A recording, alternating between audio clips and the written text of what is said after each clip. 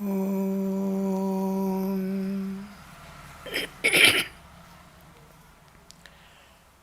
Tava Kathamritam Tapta Jivanam Kavibhiriditam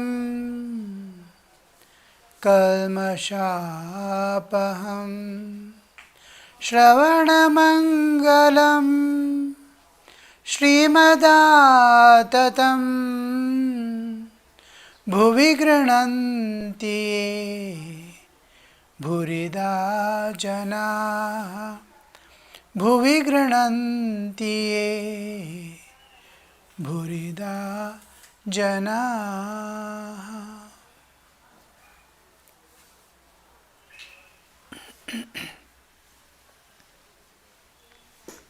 Sri Ramakrishna advises solitude. We were seeing various benefits that we get, various elevations, various ways by which our spiritual new openings will be there in our life. All those we are trying to visualize. And once you get accustomed to that, once at least for a few years if you practice, you will know exactly to the subtlest extent how the solitude works in you and also in others. In solitude you give something to yourself. All the time you are busy with others, but now something to your soul, something independent of your. All these years you are giving something, some food for the body, some food for the mind, but for soul was empty, was hungry. Now you give something in solitude to the soul. But you are giving to the soul, it is not only going to benefit you, it benefits so many around you. You are entering into solitude, helping so many. They are understanding. They will be understanding solitude in their own way. What could be the benefits? And they will be also deriving some benefits by your staying, that they will have to work in your place, act in your place. They will be understanding your difficulties, what you are doing, how you are managing. All this, they are all interrelated. You give something to yourself, but many will be benefited in various ways. And the whole thing is managed by unknown power. And one thing is, you in spiritual life, whenever you see there is a new opening, a step you have gone ahead, a new entering you have done, it happens in solitude. Some either inner solitude or external solitude. And then for introverts, it's very easy to go inward. They are always introvert, indrawn, concerned with the inner world. For extroverts who are running about in the world, the moment they sit, they enter into sleep.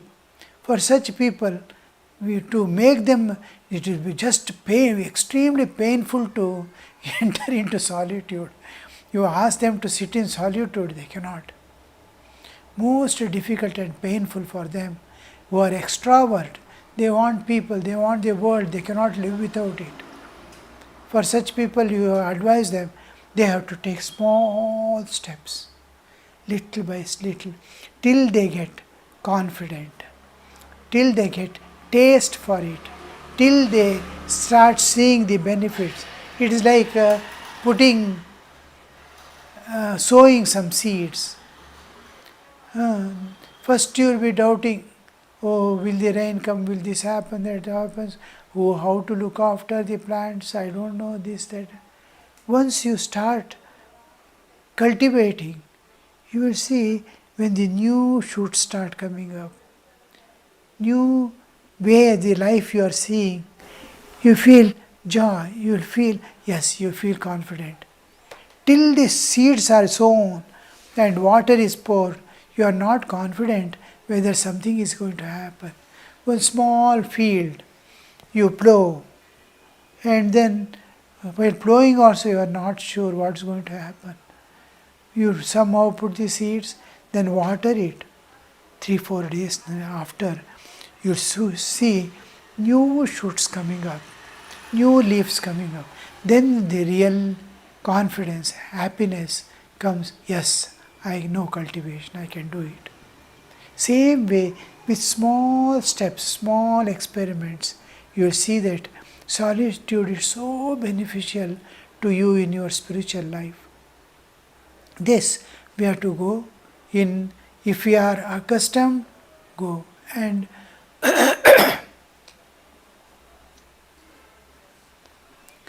we used to go to one of the senior Swamis in our ashrama when I was still a brahmachari in 1970s, 80s in Bangalore ashrama.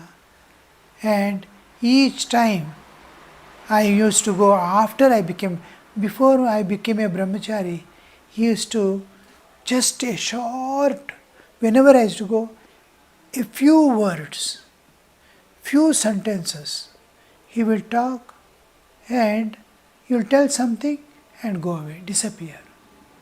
Very difficult to meet. By chance you wait, do something and catch hold of him. He will give 1 or 2 words, he will tell and go away. And after I became a brahmachari, when I used to go to meet him, he used to make me sit. We will sit in silence. I used to sit and I did not know what is silence. I was an intensely active person. To sit in silence, now and then I will slowly open my eyes and see what is he doing. Again, he will be calmly sitting. Then I will wonder, oh, how calmly he is sitting. It is like 2 birds. In the Upanishadic story, one bird will be eating fruits. Whenever bitter fruit comes, he will look at the other. And whenever sweet fruit comes, he will start jumping again over the trees.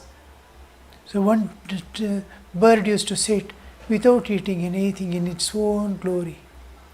So this bird goes on eating, and each time he sees that bitter fruit, the pain has come, he will look at that and move 1 step.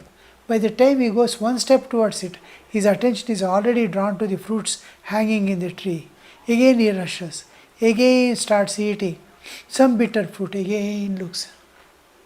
And then ultimately he reaches that bird to see that there were no 2 birds. There was only one himself. That was the ideal. That was the perfection already existing in that bird. Like that I used to open my eyes and see and again close my eyes. Then I would imagine what he might be doing. How he will he be seeing the Lord in the heart? Will he be talking to him? What does he do? So after 5 or 10 minutes, he will say, yes, we will go. That's all. No talk, no discussion. I used to go down and come away. He used to enter his cell. Now, one day, whenever, at least once in a week, I used to go, and I did not have much problems in my spiritual life. Everything was going on smooth. If I have a problem, I can discuss, tell immediately, meeting him. But whenever I used to tell, he will give the solution to the extent needed and give examples from his own life and other places and convince. And any danger that is coming in my life, he used to guide. And each time he would insist on, be alone, be alone. Sit in a corner and think of the divine. Sit in a corner and think of the divine.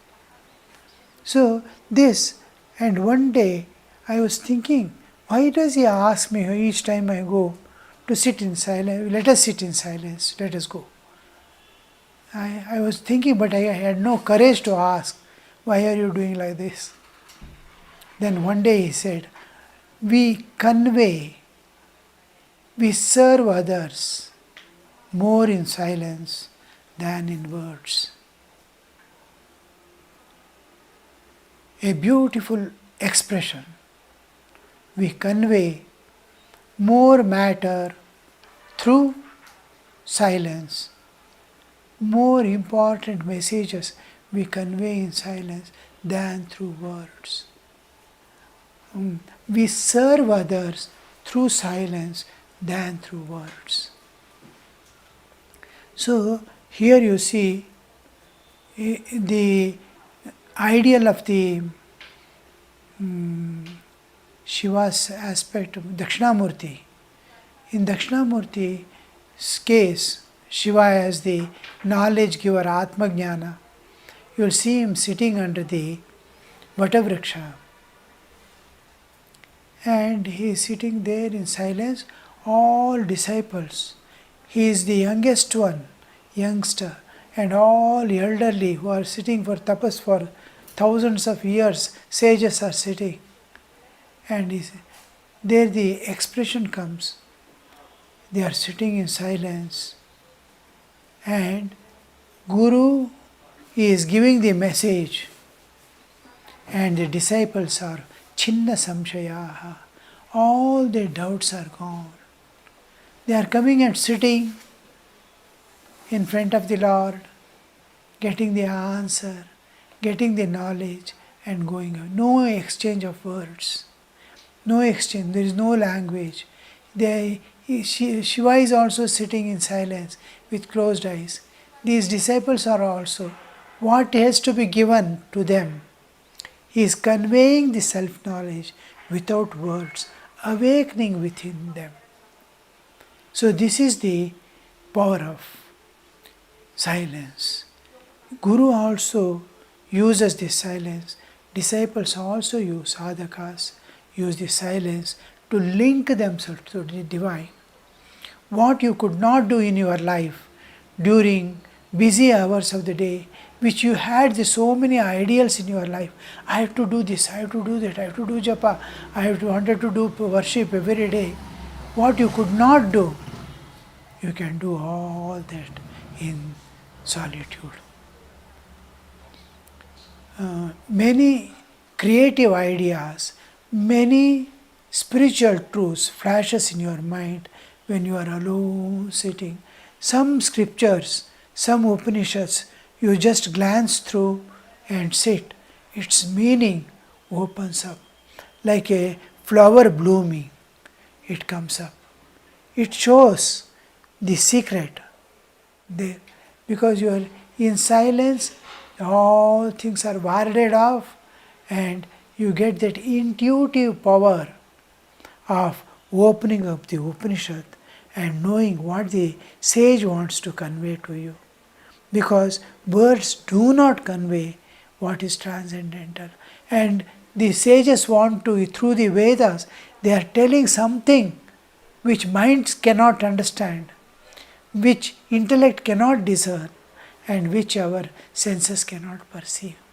That they are trying to give you, and through words alone. Words are just carriers of some message which cannot be expressed. It is being conveyed through these words.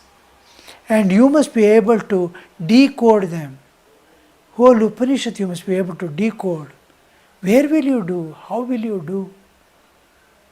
You take those things into solitude. Sit alone. Like rishis again were sitting, you have to sit alone and bring that to your mind. Question yourself, what does it mean? Contemplate on the rishi who has written this. Ask that rishi, what did you want it to convey to us? What did it mean? Then the answer comes as realization. You get the glimpses of the reality. What he wanted to tell, but words were insufficient to tell, incapable of telling. Those messages reaches you when you are silent and in tune with divine and in tune with the nature. So in solitude also, you very often, the calmness that you attain, the tranquility that you have to attain is possible only when you expand yourself, when you calm, your efforts to calm down is your efforts to become one with nature. The expansion alone gives you calmness. The mind is such a wavy thing. Arjuna says it's impossible to control the mind, because of which I don't think the yoga you are telling is possible for me. So such a mind you are going to lovingly bring under your control and operate with it just by love and consideration. And this has to be implemented and brought to action in solitude. Otherwise, everything will be shaking. Your mind is shaking, the objective is shaking, the meaning is shaking. You can't do. In solitude, everything is in silence. So it acts, it functions. So many things, there is no end. It is for you to enter into solitude and experience. And this, you cannot enter into solitude for long. The longest period I lived in solitude was 4.5 years in the forest. But its beginning was done during my early days of college going days. Same place, I am in Bangalore now, at the foot of a small hillock of ISKCON, where the shrine is there now. Around was just open places here and there, some trees in 1960s, 70s. No, 60s only, 71 I finished my graduation. It was 69, 68. And whole thing was like a barren land. No cultivation, people have stopped. And no houses. Yes, only our quarters was there, few kilometers away. I used to go by a cycle, leave the cycle below at the foot where we are sitting perhaps today, and climb this hill, and where the shrine is there, I used to stand alone and see around. Nobody is there. Every evening I used to come, see the sunset. When the sun goes below, a kind of fear used to possess. Oh, nobody is there, nobody is there. I am alone. As if I am shouting and calling God from within. Come, come. So this is what happens. You invoke God in solitude. You raise yourself, you stretch yourself to the divine in solitude. You can get the awakening when you enter into solitude. When you are doing puja every day, are you giving your everything there? Forgetting the world, forgetting the body, are you able to feel the presence of the divine there? Then nothing to worry. In the solitude you will get his vision. So whatever act you do, wherever you go, whatever you read, you must do everything with absolute perfection. Absolute perfection. And reading, understanding, till you discover the innermost understanding and meaning. Wait not, wait not. Go on contemplating on it till it reveals its inner meaning. A sloka of Bhagavad Gita, when you read, see it from various angles. Try to dig out and finally find out what it means to me. What did Krishna convey? What does it mean to me? How shall I implement this in my life? Each thing what you have seen in spiritual world, heard from scriptures and elders, it must reflect in your life. Last, all dirt will go away from top to bottom. Even small desires unconsciously, like people must recognize me, praise me, they should not slight me. All these things, as if we are living for others, at others' bidding, all this will go away. You are alone. If some person is there outside sitting, your behavior changes inside your room. Just the presence of a person outside changes your. Then you must ask your question, am I living for him? I am pleasing him. Am I not pleasing God? The awareness never comes to me. God is watching me. God is there. My actions, my sleeping, waking, my thinking must be pleasing to him. I am trying to please that person who is sitting outside. What a mean mind of mine. So these corrections you have to do in this. No, my business is only to please God. All will be pleased. All will be comfortable if He is pleased. And see that slowly get rid of all things that have taken possession of your heart and your soul. Many things, kama, krodha, lobha, moha, all these natural forces, and what you have cultivated, raga, dvesha, you see someone you don't like, you see someone you like. These likes and dislikes you have to eliminate.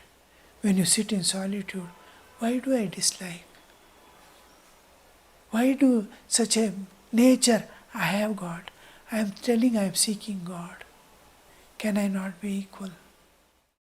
Should I become so much to dislike someone and like someone? What benefit is it is going to give me in the end? It kills my time, it kills my life to chase these things of the world. Where is my longing for God? Where is my seeking God? So all these questions, now in solitude, you'll clear all the debris of your mind.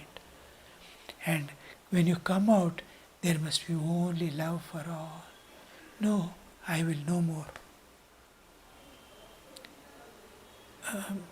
be a man in the world with all likes and dislikes, lot of desires for small things, desiring.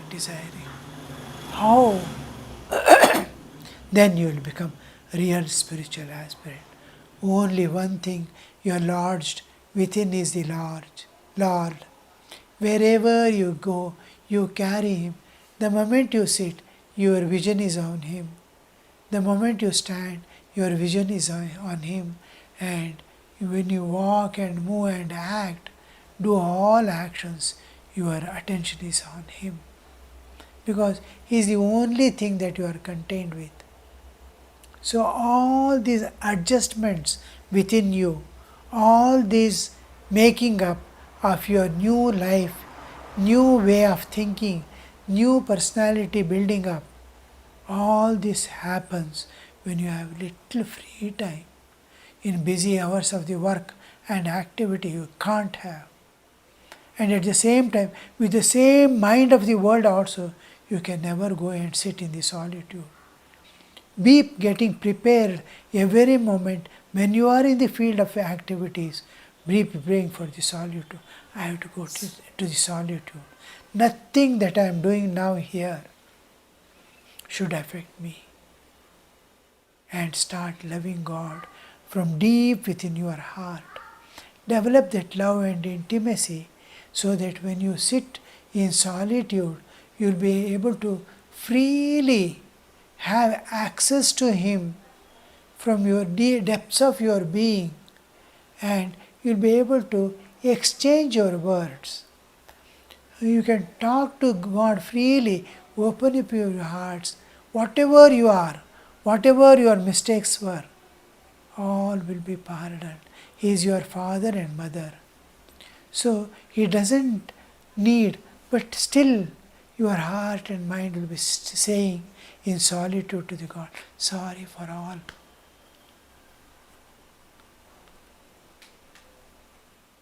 That I have done in my life. I don't remember what I have done, good or bad. But if anything, because awareness of God washes away, covers up all our past. The presence of God, the more presence of God you feel, more you will be away from your past. You will be in the present. You will be less inclined to see into your future.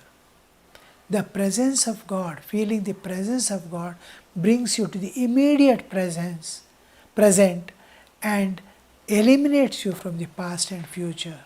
This is one of the important features of constant remembrance.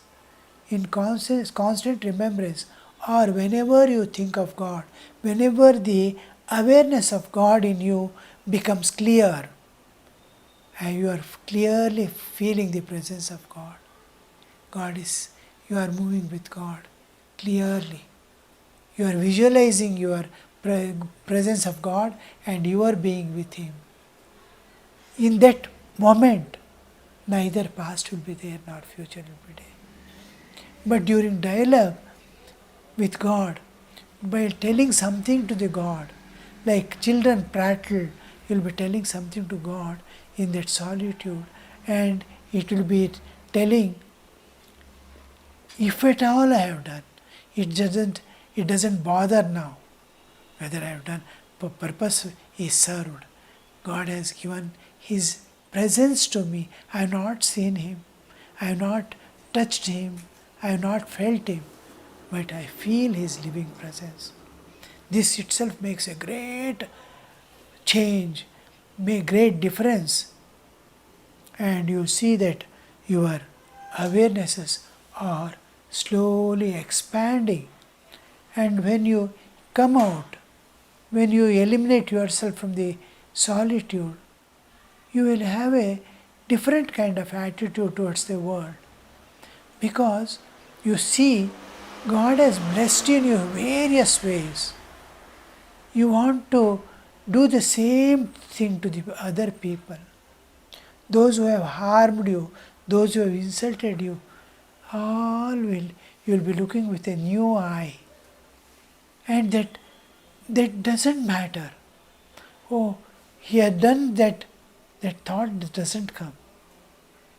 Just like a child has done something, mother may scold that child, but she never carries in her mind. It's the same thing happens. He has done some harm to him recently, and it was most painful when he entered into solitude. But when he comes out from the solitude, the awareness also has gone that he has done something harm to him, because he has experienced the living presence of God in the solitude. So this is how you are going to build up your solitude. And when each time you go inside the solitude and come out, you will see a new awarenesses, new strength is coming into you, new creativity is forming. The ashrama, everything in the ashrama is changing. In your house, everything is changing. New ways, everything is giving joy. Everything means your heart is opening up. And when people come, they feel great joy in seeing you, meeting you, because you are free from dirt. Om Shanti Shanti Shanti Harihi Om Tat Sat Shri Ramakrishna Arpanamastu.